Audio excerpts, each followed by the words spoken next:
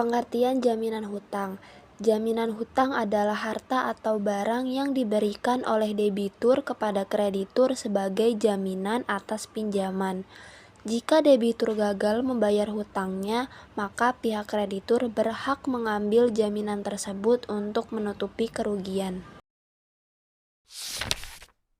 Macam-macam hak jaminan hutang terdiri dari dua, yaitu hak konvensional dan non-konvensional. Yang pertama, hak jaminan konvensional terdiri dari hipotek, hak tanggungan, gadai benda bergerak, gadai tanah, fidusia, bank garansi, personal garansi, dan corporate garansi.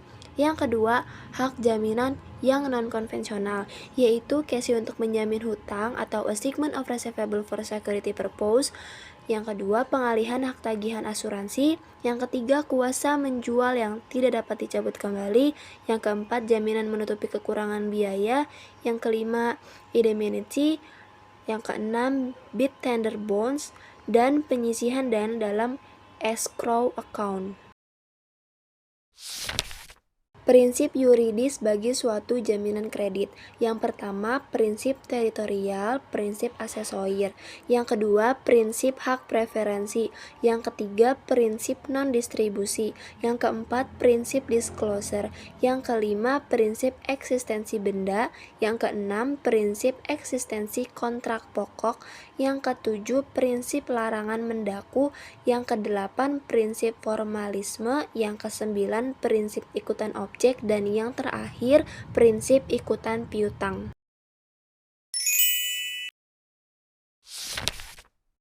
Lalu di sini ada hak tanggungan. Pengertian hak tanggungan. Hak tanggungan adalah hak jaminan yang dibebankan atas tanah yang dimaksudkan sebagai pelunasan hutang tertentu, yang diberikan kedudukan yang diutamakan kepada kreditur tertentu atau kreditur pemegang hak tanggungan dibandingkan dengan kreditur-kreditur lainnya. Lalu ada ciri-ciri hak tanggungan, yaitu 1. Hak tanggungan memberikan hak preferensi atau hak yang didahulukan kepada pemegang hak tanggungan.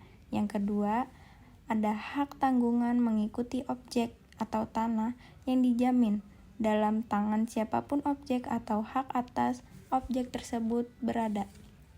Yang ketiga, ada hak tanggungan memenuhi asas spesialitas dan publisitas, sehingga mengikat pihak ketiga dan memberikan kepastian hukum.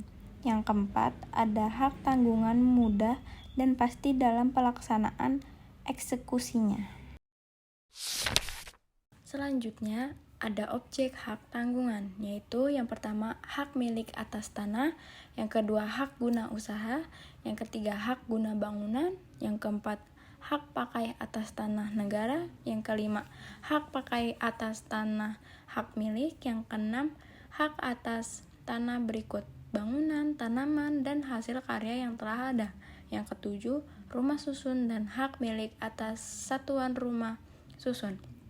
Yang ke-8 ada bawah tanah sepanjang secara fisik ada hubungannya yang ada di atas tanah.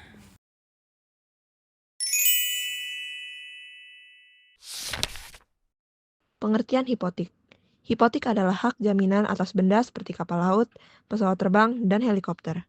Sebelum ini, hipotek adalah hak jaminan atas tanah, namun semenjak adanya hak tanggungan, maka hak atas tanah beralih ke hak tanggungan, dan hipotek tidak berlaku lagi atas hak tanah. Berikutnya, pengertian jaminan fidusia dan prinsipnya. Jaminan fidusia adalah hak jaminan atas benda bergerak, baik berwujud maupun tidak berwujud, yang diberikan debitur kepada kreditur untuk menjamin pelunasan utangnya.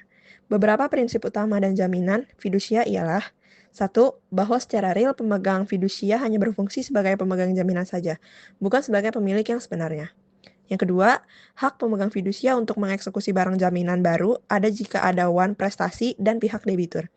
Yang ketiga, apabila hutang sudah dilunasi, maka objek jaminan fidusia mesti dikembalikan kepada pihak pemberi fidusia.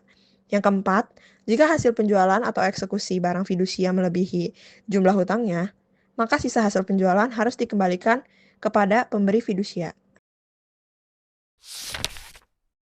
Berikutnya ada objek jaminan fidusia. Yang pertama, benda tersebut harus dapat dimiliki dan dialihkan secara hukum.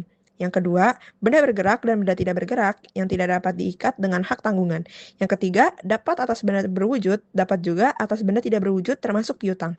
Yang keempat, benda tidak bergerak yang tidak dapat diikatkan dengan hipotek. Yang kelima, baik atas benda yang sudah ada maupun terhadap benda yang akan diperoleh kemudian.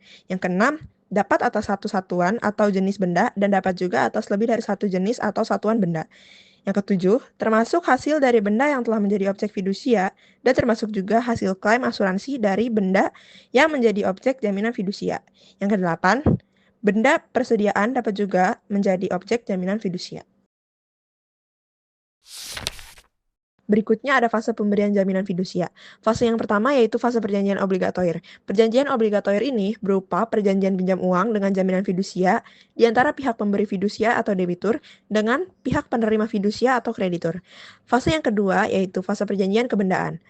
Perjanjian kebendaan ini berupa penyerahan hak milik dari debitur kepada kreditur, yakni penyerahan hak milik tanpa menyerahkan fisik benda. Fase yang ketiga yaitu fase perjanjian pinjam pakai. Dalam hal ini, benda objek fidusia yang hak miliknya sudah berpindah kepada pihak kreditur dipinjam pakaikan kepada pihak debitur, sehingga praktis benda tersebut setelah diikat dengan jaminan fidusia tetap saja dikuasai secara fisik oleh pihak debitur.